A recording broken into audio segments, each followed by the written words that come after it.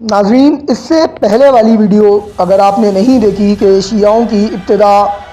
یعنی اس مذہب کی ابتدا کہاں سے ہوئی، آپ میرے چینل پر جا کر اس ویڈیو کو دیکھ سکتے ہیں۔ اس میں نے مختصراً شیعت کے آغاز کا ذکر کیا ہے۔ چونکہ یہ دعوت و تحریک خفیہ طور پر اور سرگوشیوں کے ذریعے چلائی جا رہی تھی، اس لیے اس سے متاثر ہونے والے سب ایک ہی خیال اور عقیدے کے نہیں تھے۔ ناظرین، اس میں نصیری فرقہ بھی آتا ہے جو کہ سیدنا علی المرتضیٰ رضی اللہ تعالیٰ عنہ کی الوہیت یا ان کو خدا کے قریب سمجھتا ہے یا خدا ہی مانتا ہے، ٹھیک جیسے عیسائی حضرت عیسیٰ علیہ السلام کے عقیدے کے قائل ہو گئے تھے۔ اسی طریقے سے ان میں ایک فرقہ اسماعیلی جو کہ انہی کی ایک شاخ ہے، وہ آخری امام کے بعد اس وقت کے موجودہ امام یعنی پرنس کریم آغا خان کو اپنا امام سمجھتے ہیں۔ ٹھیک ایسے ہی بوری فرقہ بھی شیعوں ہی میں سے نکلا تھا، اور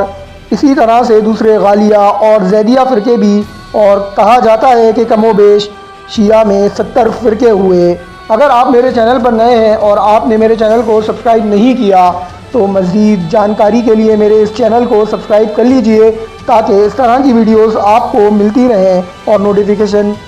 کے لیے آپ بیل آئیکن کو ضرور پریس کر دیجئے گا۔ اب میں بڑھتا ہوں تفصیلاً ویڈیو کی طرف۔ اس کے داعی جس سے جو بات اور جتنی بات کہنا مناسب سمجھتے وہی کہتے، اور اگر وہ قبول کر لیتا تو بس وہی اس کا عقیدہ بن جاتا۔ اس وجہ سے جیسے کہ نصیری لوگ بھی تھے جو حضرت علی رضی اللہ تعالیٰ عنہ کی الوہیت یا ان کے اندر خداوندی روح کے حلول کے قائل تھے، اور ایسے بھی تھے اور جو ان کو رسول اللہ صلی اللہ علیہ وسلم سے بھی افضل و اعلیٰ اور نبوت اور رسالت کا اصل مستحق سمجھتے تھے۔ یعنی ایک فرقہ وہ بھی تھا جو حضرت علی المرتضیٰ رضی اللہ تعالیٰ عنہ کو معاذ اللہ رسول اللہ صلی اللہ علیہ وسلم کی جگہ رسالت کا مستحق سمجھتا تھا، اور ایک فرقہ وہ تھا یعنی نصیری جو حضرت علی المرتضیٰ رضی اللہ تعالیٰ عنہ کی الوہیت کے یعنی کہ ان کی خداوندی صفت کے قائل تھے۔ بہرحال ناظرین، اور اس کے علاوہ ان میں ایک فرقہ وہ بھی تھا جو اس بات پر عقیدہ رکھتا تھا کہ معاذ اللہ حضرت جبرائیل امین غلطی سے حضرت علی رضی اللہ تعالیٰ عنہ کے علاوہ رسول اللہ صلی اللہ علیہ وسلم کے پاس نبوت کی وحی لے گئے تھے، جو رسول اللہ صلی اللہ علیہ وسلم کے بعد اللہ تعالیٰ کی طرف سے نامزد اور امیر و وسیع رسول مانتے تھے۔ اور اس بنا پر خلفائے ثلاثہ حضرت ابو بکر، حضرت عمر اور حضرت عثمان رضی اللہ عنہم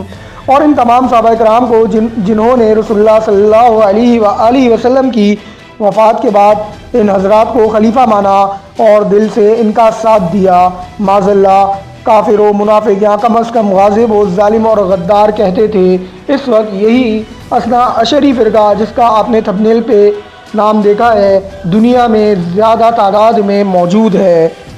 ان سب میں نقطہ اشتراک حضرت علی رضی اللہ تعالیٰ عنہ کے بارے میں غلو تھا۔ ناظرین، آپ کو یہاں پر یہ کلیئر کرتا چلوں، میری پچھلی ویڈیو میں بھی غلو کا ذکر کیا گیا ہے، تو غلو کا مطلب وہ ہے کہ جو چیز کسی انسان کے اندر نہ ہو اس کو بڑھا چڑھا کر بتانا، اس چیز کو غلو کہتے ہیں۔ یعنی ایک شخص کے اندر کوئی اچھی صفات ایک درجے تک ہے، لیکن اس درجے کو بہت زیادہ بڑھا کر بتانا وہ غلو کہلاتا ہے۔ اور جیسا کہ معلوم ہو چکا،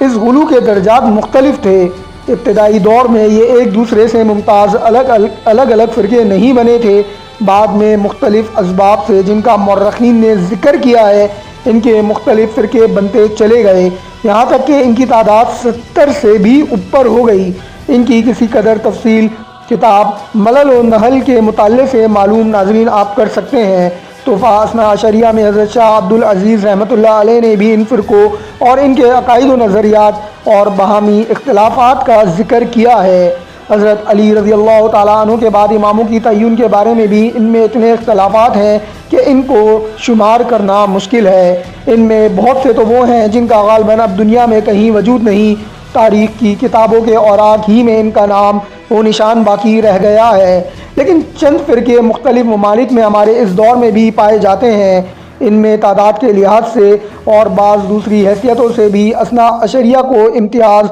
اور اہمیت حاصل ہے۔ ناظرین، اس ویڈیو میں آپ کو یہی عرض کرنا ہے کہ اثنا عشری ان کا تصور اسلام، ان کا مذہب اور ان کے عقائد و نظریات وہی ہیں جو میں نے ابھی آپ کو تھوڑی دیر پہلے بتائے، یعنی کہ خلفائے ثلاثہ کو نہ ماننا اور حضرت علی المرتضیٰ رضی اللہ تعالیٰ عنہ کو پہلا خلیفہ ماننا۔ بہرحال ناظرین، ان کا تصور اسلام، ان کا مذہب اور ان کے عقائد و نظریات ان کی کتابوں میں بیان کیے گئے ہیں، اور جن کو وہ اپنے ائمہ معصومین کی طرف منسوب کرتے اور ان کی تعلیم و تلقین پر یقین کرتے ہیں۔ ناظرین، ایک بات اور آپ کو بتاتا چلوں کہ اسلام میں شیعت کے آغاز اور پھر شیعوں کے مختلف فرقوں کے بارے میں یہاں تک جو کچھ میں عرض کر چکا ہوں، اس سے ناظرین کرام آپ نے سمجھ لیا ہوگا کہ اگر آپ پچھلی ویڈیو بھی دیکھیں کہ عبداللہ بن سبا نے شیعت کی صرف بنیاد ڈالی اور تخم ریزی کی تھی، اس کے بعد جو اہل تشیع کے مختلف فرقے اور ان کے مذہب وجود میں آئے وہ عبداللہ بن سبا کے بلا واسطہ یا بالواسطہ فیض یافتہ لوگوں کی تصنیف ہیں۔ اثنا عشری مذہب بھی ایسے ہی کچھ لوگوں کی تصنیف ہے۔ ناظرین، آپ کو یہ بھی بتاتا چلوں کہ شیعہ علماء مصنفین عبداللہ بن سبا سے برآت کا اظہار کرتے ہیں، بلکہ قریبی زمانے کے بعض اہل تشیع مصنفین نے تو اس کو ایک فرضی ہستی قرار دیا ہے اور اس کے وجود ہی سے انکار کیا ہے۔ لیکن یہ ایسی بات ہے کہ جیسے کوئی دعویٰ کرے کربلا میں جو حضرت حسین رضی اللہ تعالیٰ عنہ کی شہادت کا واقعہ بیان کیا جاتا ہے وہ صرف افسانہ ہے جس کی کوئی حقیقت نہیں، تو ظاہر ہے اس بات کو کوئی بھی نہیں مانے گا۔ ٹھیک اسی طریقے سے یہ لوگ یہ کہتے ہیں کہ عبداللہ بن سبا کا کوئی وجود ہی نہیں تھا، لیکن شیعوں کی اسماء الرجال کی مستند ترین کتاب رجال کشی میں عبداللہ بن سبا کا ذکر کیا گیا ہے، اور متعدد سندوں سے امام جعفر صادق سے روایت کیا گیا ہے کہ وہ حضرت علی رضی اللہ تعالیٰ عنہ کی الوہیت کا قائل تھا، اور بالآخر حضرت علی رضی اللہ عنہ نے اس کو آگ میں ڈلوا کر ختم کروا دیا۔ اور اسی کتاب رجال کشی میں آخری بات عبداللہ بن سبا کے بارے میں یہ لکھی گئی ہے، جس کا ترجمہ ہے کہ بعض اہل علم نے ذکر کیا ہے کہ عبداللہ بن سبا پہلے یہودی تھا،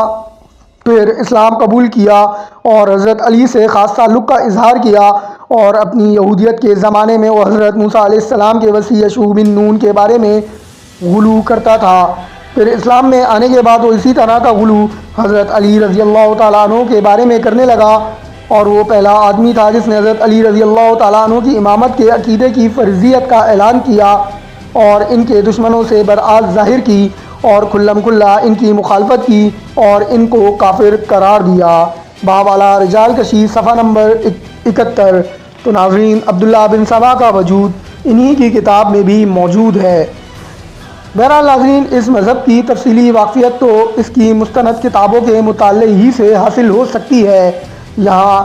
میں نے اور اپنی پچھلی ویڈیو میں اور اس ویڈیو میں صرف چند ان بنیادی عقائد کا ذکر کیا، یا انشاءاللہ آگے آنے والی ویڈیوز میں مزید ذکر کروں گا جن پر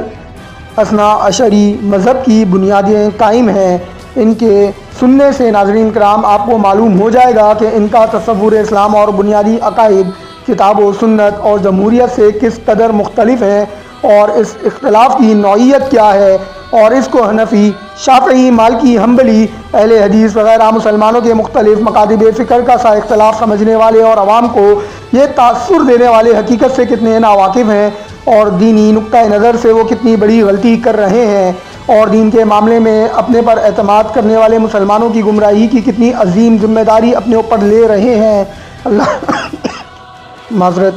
اللہ تعالیٰ ان کو توفیق دے کہ وہ حقیقت حال کو سمجھیں اور جو غلطی ہو چکی اس کی تلافی و تدارک کی فکر کریں۔ آمین۔ ناظرین، امید ہے کہ یہ ویڈیو آپ لوگوں کو پسند آئی ہوگی۔